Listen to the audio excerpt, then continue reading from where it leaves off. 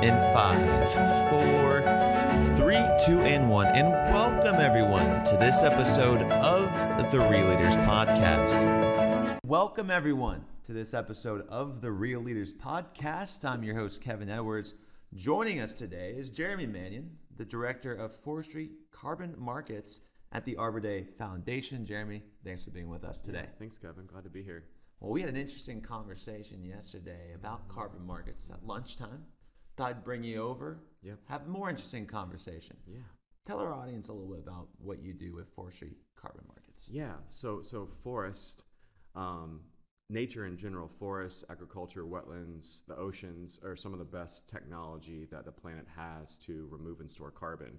But not only is it about carbon sequestration and getting carbon back from the atmosphere back into the ground and the soils where it needs to be, it's also about helping people that live in the forest actually take care of the forest and provide all the ecosystem services they provide when it comes to air quality, water quality, biodiversity, and habitat for wildlife. And so the carbon markets as a financial mechanism through carbon finance, the quantification of the carbon stored in the trees, helps us then kind of turn that into a unit, a credit, more or less equal to 1 metric ton of carbon dioxide that we then more or less help companies reach to balance out their carbon emissions, accomplish things like carbon neutral goals, net zero goals. But ultimately, we're paying farmers and landholders to protect the trees that we have, improve the management of existing working lands, and do large amounts of reforestation around the world. So keep trees standing, pay them to plant new trees. Love it, love it. And so why the big shift now to carbon credits? Are you seeing a lot of corporations stand up to measure their carbon credits? Are they being forced by stakeholders? Why now? Yeah, so in the carbon markets, there's two main systems. There's the kind of compliance regulatory systems like in Europe and California, where larger emitters are kind of obligated to kind of more or less decarbonize their emissions through different types of cap and trade systems. But then what we've been specializing in is the voluntary markets, where companies like Microsoft or Procter and Gamble that don't have a regulatory requirement, or as they kind of work towards decarbonizing their kind of core supply chain, how they consume energy and produce goods in a less carbon intensive way, there's only so far they can go right now to reduce those emissions in a cost-effective way, and so there's typically some type of gap left over at the end of a given time period. And so the carbon markets are a way for them to kind of credibly compensate for that unabated balance of their emissions, where it can be hard to address through cost-effective technology. So it helps them balance out their emissions, but then it also provides all these additional benefits from a storytelling perspective, from how to engage different types of communities, whether they're in a city or a rural area. And it really just kind of allows them to kind of buy more time to make this transition to a net zero world. Okay, got it. That makes a lot of sense. And in your presentation yesterday, I thought it was really interesting. I learned a lot about maybe how carbon capture isn't happening as much in like the redwoods forests versus new tree planting, seed planting, and growth management, as well as the oceans are big sequesters of carbon. Educate our audience a little bit about your work in terms of what you've been finding and discovering has been the most effective way to offset companies' carbon emissions. Yeah, so right now, the biggest kind of value is we need to stop deforestation this decade. And so areas like the Amazon Basin, the Congo Basin, Southeast Asia, these kind of historic forest landscapes where there's a lot of carbon stored in the trees and in the soils, protecting what we have there.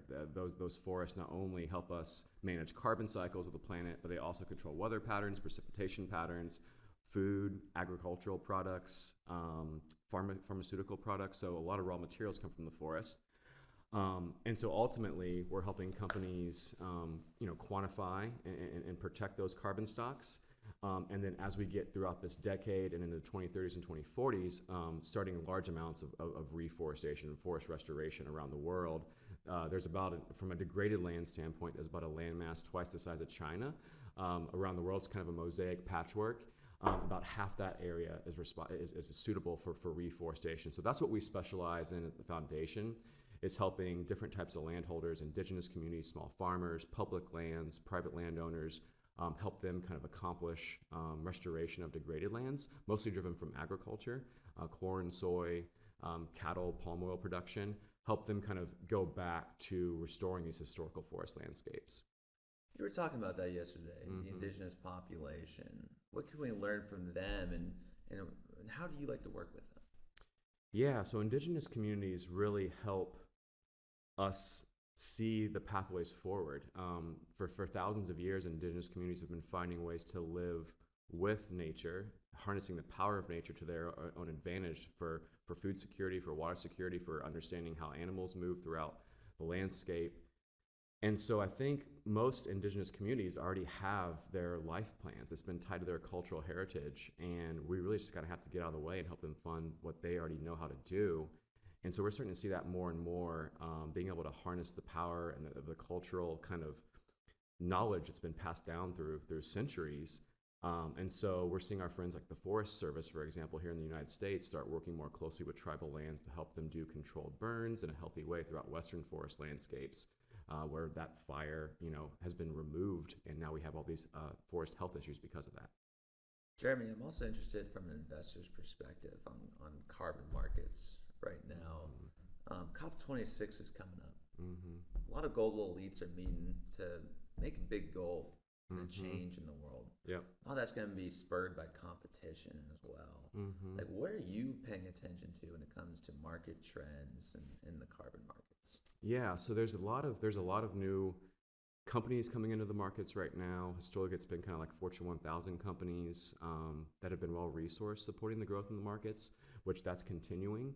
But now we're seeing a lot of different companies across all different sectors, large emitters like oil and gas, small startups, everyone trying to find a way to have some deeper connection to nature and to find ways to communicate to their stakeholders about how they are kind of operating more responsible business models. And so when it comes to COP26, that's where we have a lot of national governments trying to create a global, more or less kind of carbon trading system, to where from an accounting standpoint, we're not having any double counting issues. As for example, Brazil has a lot of forest carbon reserves that they might need to trade with other European countries that might not be able to hit their goals for their Paris Agreement within their own borders. And so we need high quality carbon accounting, but we also need high quality transparency in where global carbon stocks are, to where there's not going to be any double counting issues.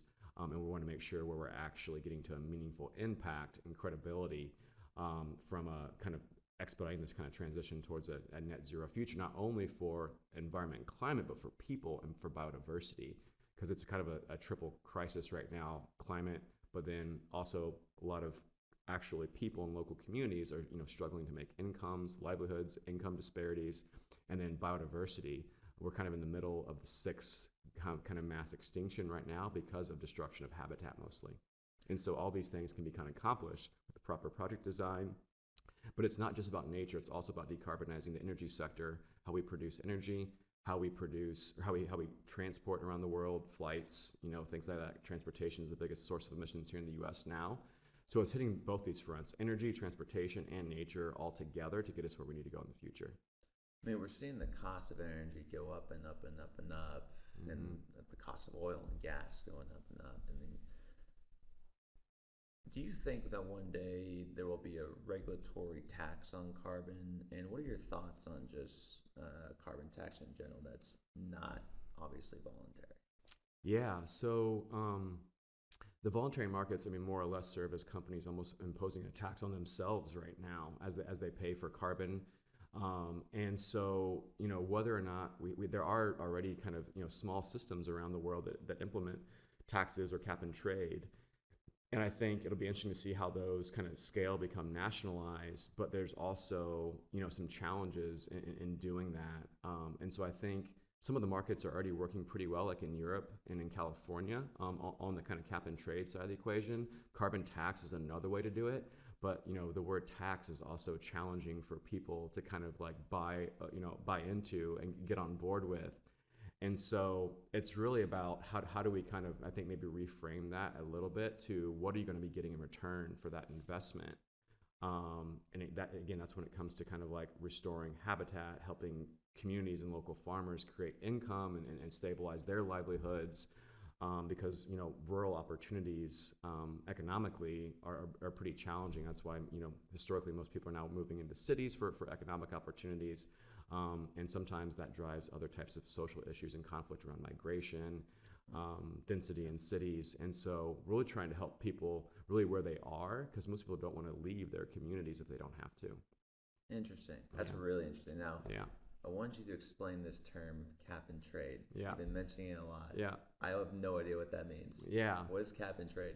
Yeah, so cap and trade is, for example, let's use an oil and gas company example. So like California will basically allow them to emit so much carbon. And then if they basically are below their cap, they can then trade their allowances with other emitters that might be going over. And then that cap kind of over time declines, and so it kind of forces them to continue to get more and more efficient.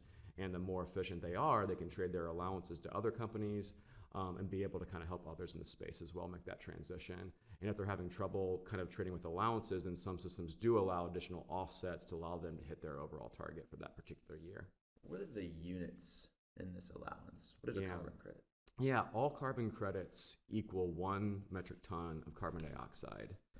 And so right now we have about 1 trillion metric tons of excess carbon in the atmosphere, and we're trying to pull that back down, back into the soils, back into the trees where they've been historically. How many metric tons, how many credits are we going to need per year, projectively, estimated, to reverse this climate change? I mean, we've already heard from a few people, we've already passed the tipping point of no return on some areas around the world. What are your thoughts on that, and how many credits would we need to reverse this? Yeah, so right now in 2020, the voluntary market's around 100 million metric tons. So a significant amount, but we need about 15 times growth in that, according to our friends at McKinsey and the Task Force for Scaling Voluntary Markets, by 2030, and then up to 100x growth by 2050. And so that brings us some quick math up to a little over 1 billion tons by 2030 for carbon dioxide removals in particular, and then up to, I think, what is it? I'll have to do some math off the top of my head there, but the 100x growth is the kind of the big one. But I think that's where there's a lot of opportunity in this. I think that now we're seeing, and that's why we're seeing a lot of new investment coming into the space from the kind of capital markets and the banking sector. Insurance companies are figuring out how to help us mitigate risk over time. And then we have different technology companies coming in to help us track more effectively from a remote sensing standpoint, artificial intelligence, to see and be able to track carbon stocks at a higher level of detail through tools like LiDAR. So it's kind of this kind of combination of all these different sectors coming together to really figure out how to drive more efficiency and more scale to where we can go from 10x to 100x here pretty quickly. So planting trees is one way to do that, right? Sequestering the carbon in the soils and also in the leaves, photosynthesis, right? And then what about, obviously you have mangrove trees. You also have this big blue thing that's on our planet called the ocean. What's happening over there? How can we sequester more carbon by using the ocean? Yeah, so the oceans, I think, are like the next frontier that we're still learning about. Our friends at Sustainable Surf were talking a lot about that yesterday. And between the oceans and the forests, they're removing about 40% of the carbon we emit on the planet, which is about 40 billion tons a year. And so if it wasn't for the forests and the oceans, we'd already be well over 1.5 degrees warming from the Paris climate standpoint. And so we would be really in a bad place if it wasn't for nature and oceans and forests already. And so I think when it comes to the oceans, though, that's where I think we're understanding how to quantify what they're doing in the carbon cycle: kelp, mangroves, coral reefs. And that's where there's still a lot of kind of science trying to figure out how to quantify those carbon cycles, and can you quantify that in a way where it is permanent enough to turn it into a carbon credit. I think investing in the restoration and health of oceans makes sense whether or not carbon credits are generated, but then can you leverage carbon finance to help accelerate that cycle is really, I think, the big question right now that we're trying to navigate through. And so there's a lot of great scientists working on that. That's not my area of expertise, but we have that intersection of kind of mangroves, kind of coastal, ocean forests, and what happens upstream and all the watersheds we work with ultimately, kind of goes to the river systems down into the oceans. And so getting that kind of like water health, that kind of cycle balanced appropriately, thinking about what's happening upstream, downstream, how to get these systems working together most effectively. And so that's where I think there's a lot of learning to still be done on understanding that kind of cycle, but that's where I think there's a lot of great scientists working on that we talk to and trust on a basis at NOAA, for example, or our friends at like Conservation International are all kind of really leading the way on that science front. So if business leader just heard this podcast Mm-hmm. and they think, gosh, this is exciting. Mm-hmm. I had no idea about this. How did they get involved? Yeah, so I think the easiest thing to do to get involved is one, just kind of understand like where you are in your kind of current emissions profile. So measuring your direct and indirect emissions, understanding what your pathways to reduce carbon look like for your specific business needs, having the ability to then kind of support nature and kind of balance out your emissions along that pathway, celebrate and tell that story. Because this is a continuous improvement process that's going to take us time, it's going to take us decades. And so we have to find ways to empower people with purpose and ownership and kind of find new ways forward and kind of creating new business models that kind of create more balance with nature versus kind of extracting from it. Jeremy, it's been a pleasure having you on this show. Let's bring this home. What is your definition of a real leader? Yeah, my definition of a real leader is kind of motivated by Brene Brown. And so, first being, self-aware, understanding yourself, understanding that it's okay to be vulnerable with people. It helps them open up to you in return. And once you become self-aware, then you're able to influence others better. And so, I think we need that more in society. We need more vulnerability. We need people having harder conversations. And we need people to have opportunities to have careers and impact with purpose, both at a local level in particular, and then as we're kind of making these broader transitions in our economy. And so to me, it's a lot about curiosity, open-mindedness, kind of a continuous learning approach, and then also just being grateful for the opportunities that I've been able to have personally to be able to kind of help shape this future. And we're excited about where we're going, and I think it's a kind of a once-in-a-lifetime opportunity to kind of secure the future for humanity. Well said, Jeremy. For Jeremy Manion, I'm Kevin Edwards, asking you to go out there, be vulnerable, be grateful, and always, folks, keep it real. Thanks, Jeremy. Thanks, Kevin.